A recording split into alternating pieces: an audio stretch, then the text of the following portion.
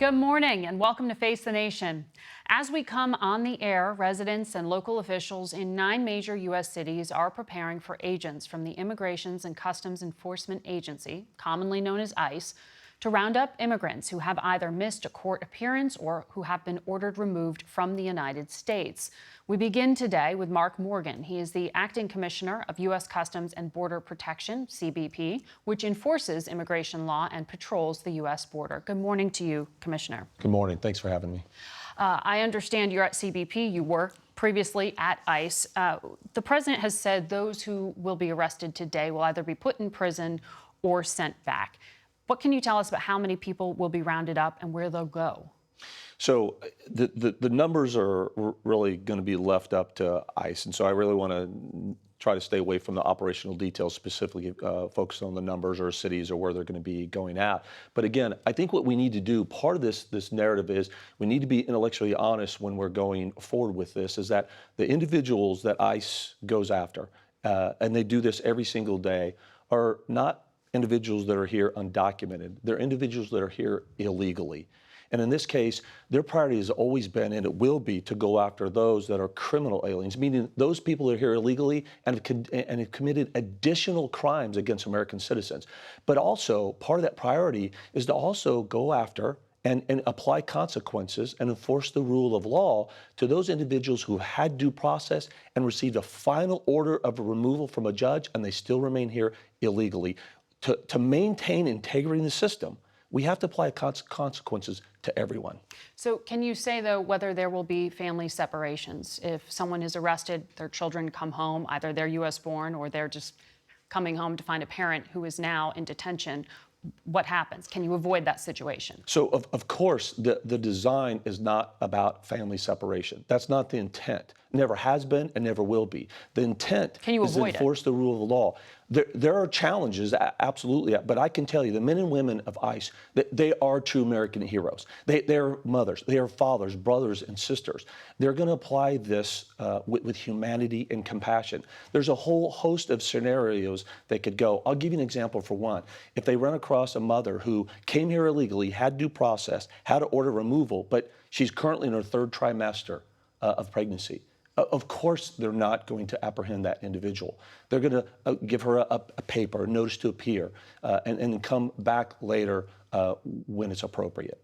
Where will these people go? Because as we've been talking about, and in the facilities you run, there's this crisis of overcrowding. Is ICE putting these people in centers that are already overcrowded as well? No. So, and I'm glad you asked that question, because there's a lot of confusion with respect to the holding facilities that Customs and Border Protection hold that are meant just kind of like a police station. They're not meant to be, nor they were ever designed to be long-term holding facilities. ICE, the facilities that they have are. And so families, for example, will go to family residential centers that are specifically designed to house families on a longer-term basis. And it's a very different environment than what you'll see from a CBP Border Patrol holding facility. President Obama deported about 3 million people, President Bush about 2 million. President Trump's far below that. But there is this question of why these arrests are happening now at a time when you have been talking about overcrowding, at a time when you're in the middle of a re-election campaign. It seems to be, to many critics, politically motivated. So I can't speak to you from a political side. I can speak to you from a law enforcement side. And I can tell you, Margaret, one of the largest incentive pull factors for these people is you grab a kid, that is your passport into the country. And once you get in the country, you're allowed to stay. If we don't apply interior enforcement action consequences to those that have received due process, right? But why did the president announce it? This is a law enforcement action. He announced it. You'll have to ask the president on that. But all I can tell you is I support this 100%. This is an essential consequence that we need to apply to help take that element away, that pull factor, so they'll stop making the dangerous trek and risking their lives. The president this morning put out a series of tweets that I want to read to you, or part of. He suggested that foreign-born female members of Congress need to, quote, go back to, quote, the places from which they came. Who's the president talking about, and how is this helpful if you're trying to get Democrats in Congress to work with you?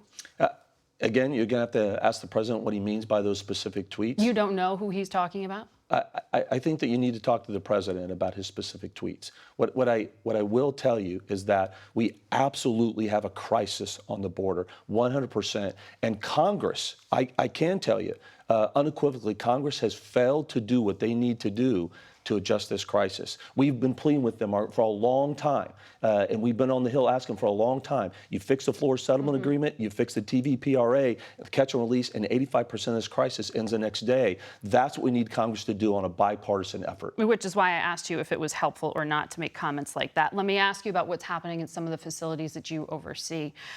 Today, the president also tweeted there have been great reviews of children's detention centers. We know the vice president went down and toured multiple facilities, one of them being a children's center. The House Oversight Committee this week released a report saying there are at least still 30 children separated from their parents for more than a year who haven't been reunited with them and have not been released to somebody else to take care of them. So do you understand why facts like that make it hard for anyone in Congress, Democrats say, to trust the administration with holding children in detention or potentially for longer periods of time, as some are proposing?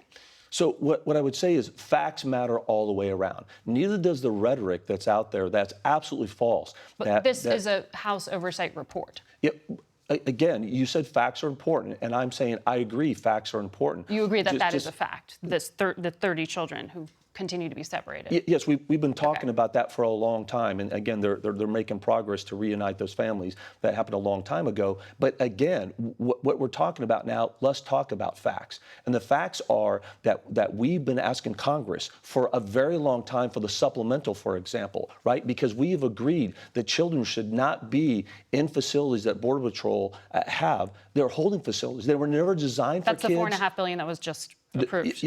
Yes, ma'am. And so the $4.5 billion, we've been asking, $3.5 billion of that went to HHS. I'm not in that department, but yet I'm asking for the supplemental to get HSS the funding they need so that children, for example, could get out of the Border Patrol holding facilities where they don't belong. We were asking that for months. And Congress sat on their hands and didn't provide that funding. Well, that funding you do have now. The vice president it's working. said on this program 2 weeks ago that some of these conditions are unacceptable. We have video of the tour that he went on as well, where he saw where men are being held, different facility than where the children are.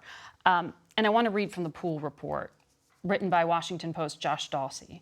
Said the cages were so crowded it would have been impossible for all of the men to lie in the concrete. There were 384 single men in the portal, no mats or pillows, some sleeping on concrete. When they saw the press arrive, the men began shouting and wanted to tell us they'd been in there 40 days or longer. They were hungry and wanted to brush their teeth. It was sweltering hot. Agents were wearing face masks. Are these acceptable conditions? So, first of all, the way I describe those conditions, I would not describe them as they were described. But even so, this was the video. No, this is the video, and this is a reporter's eyewitness account. Right, so I would not consider that sweltering hot. I was there alongside the vice president when I was there. But make no mistake, was it overcrowded? Absolutely. But Margaret, we've been saying that for a very long time, that these conditions are overcrowded. So you agree it's unacceptable? Oh, it absolutely is unacceptable. So what are you doing to change those conditions now? So, as you said, that funding has been approved. Okay, but this is very important, though, is this could have been prevented in a couple of ways. Had Congress given the funding earlier than when we asked, it would have helped alleviate some of the overcrowding. But now? The other thing right now is we're continuing to ask Congress. We need legislative fix. We need Congress to act right now. Senator Lindsey Graham has a bill that he's trying to push forward right now that would absolutely overnight help eliminate what you saw when we went down there with the vice president. Congress needs to act. They know it, and they're failing to do so. Well, we're going to talk to Senator Dick Durbin next. Thank you, Commissioner.